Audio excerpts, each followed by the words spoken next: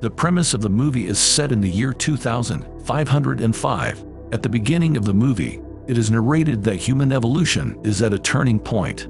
Most science fiction theories predict that the future of humans is going to be more advanced with smarter people. But because humans are already on the top of the food chain, their evolution takes a turn for the worse. People grow dumber with time. In such conditions, the U.S. Army librarian Corporal Joe Bowers is approached by his seniors proposing him to be a part of an important experiment.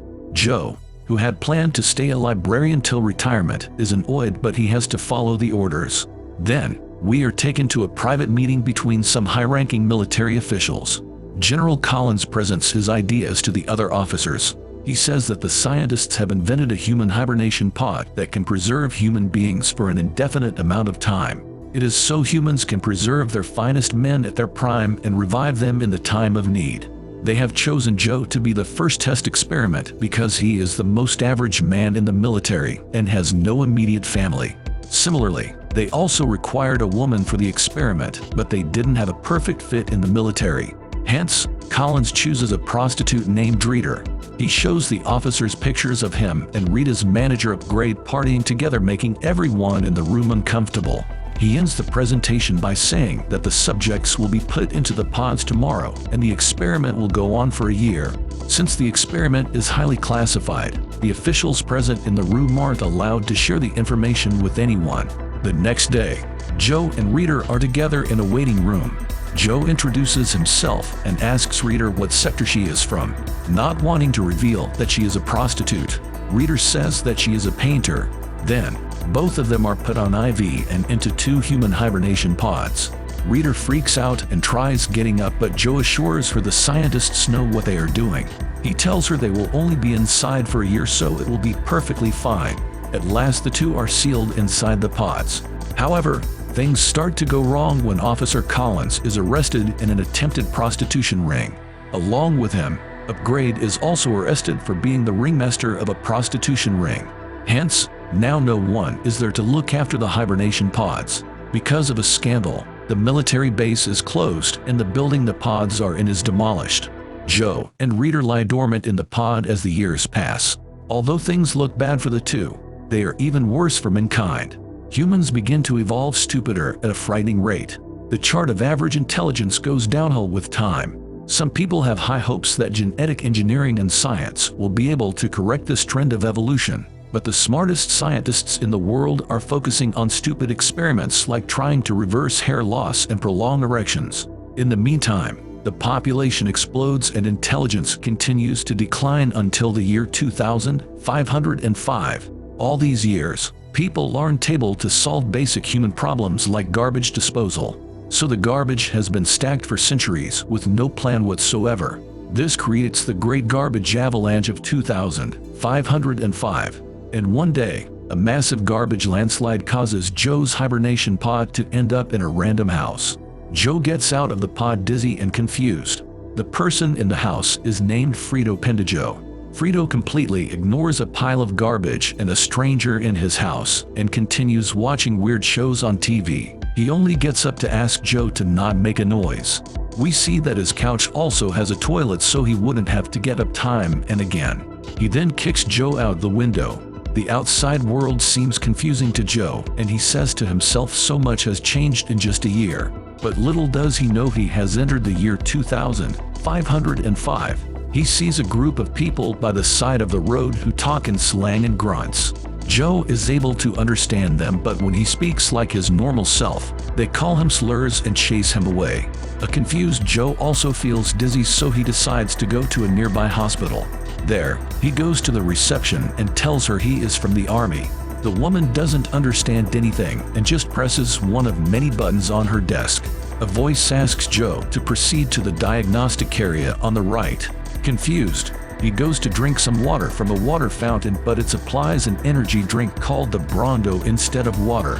When Joe asks a bystander where he can drink water, the man laughs at Joe for wanting to drink something they use in toilets. It is revealed that everyone in the world uses Brondo to bathe, drink, and for daily activities, while water is only used in toilets. Then, he goes to the diagnostic area where he has to put plugs into his mouth, ear, and anus. The health professional mismatches the plugs that he already put into specific areas. A disgusted Joe completes the procedure and is sent to a doctor. While waiting, he sees the date 2505 written on a magazine but dismisses it as a misprint. The doctor arrives and answers all of Joe's questions about his health with kick-ass. He also declares Joe retarded and asks him to pay a fee of $5 billion. Just then, Joe notices 2505 written on the bill. He finally realizes that he has actually been inside the pod for 500 years. Joe almost doesn't believe it and goes to the window only to be surprised to see the current condition of the city. Buildings are collapsing onto each other and some are held together by ropes. In addition, the city is filled with garbage. Meanwhile, the doctor freaks out because Joe doesn't have a citizen tattoo on his wrist. Joe panics and runs away from the hospital while the doctor calls the police on him for not paying his hospital bills. A voice narrates that Joe has woken up to a world in crisis.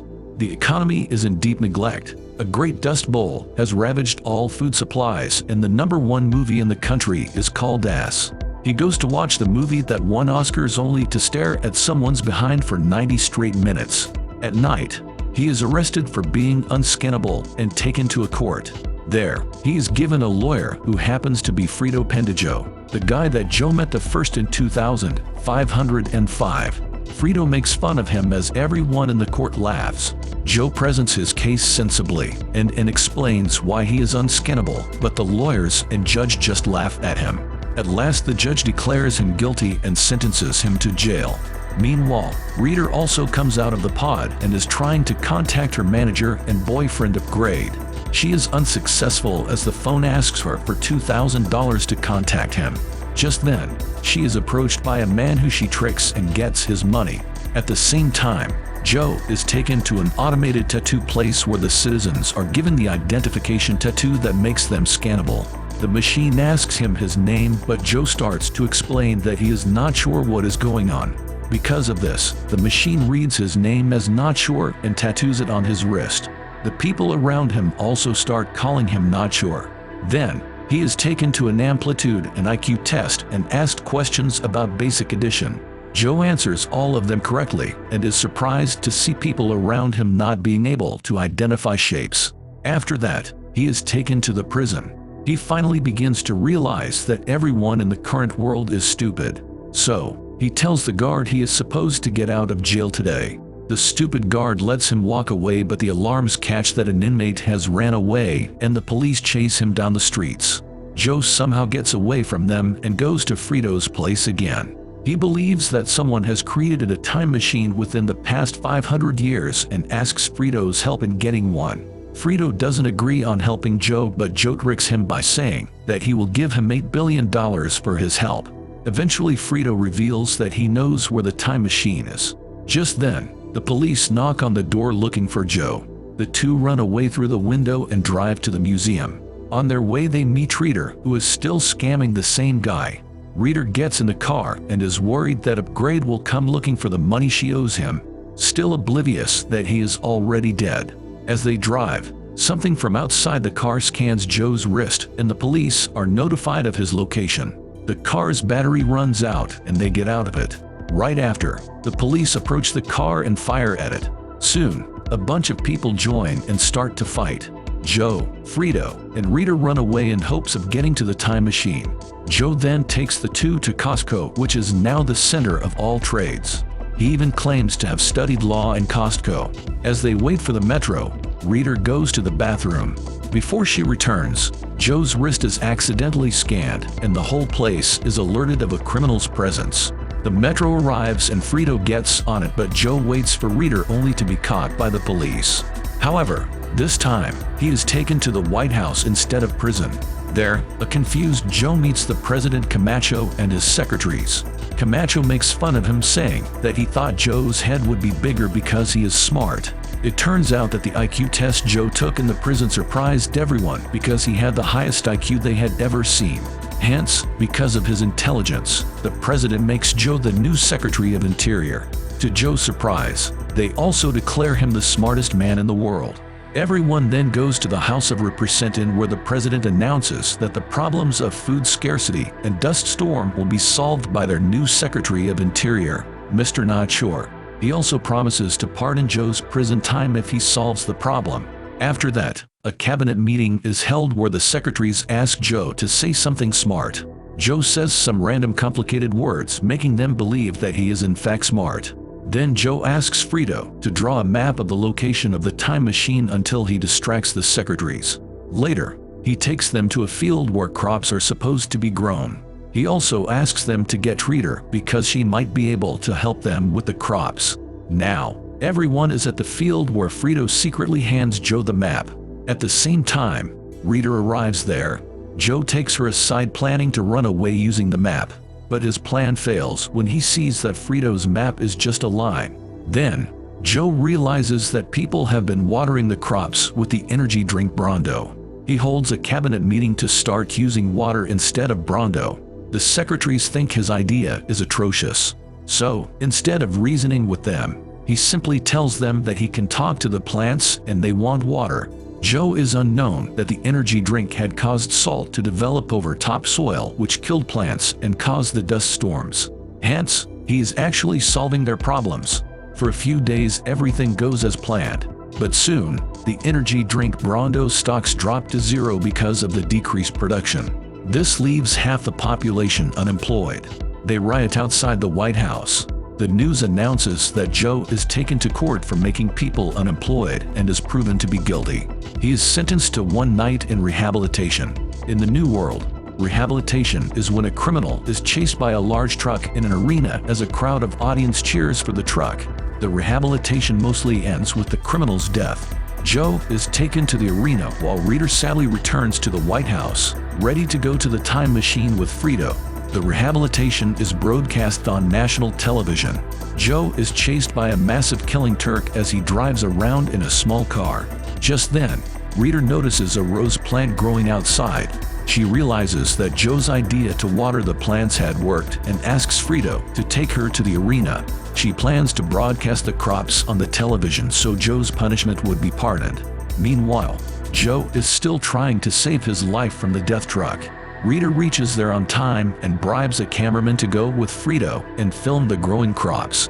She then goes to the monitoring room and takes over the control panel. Frito finally gets to the field and films the crops.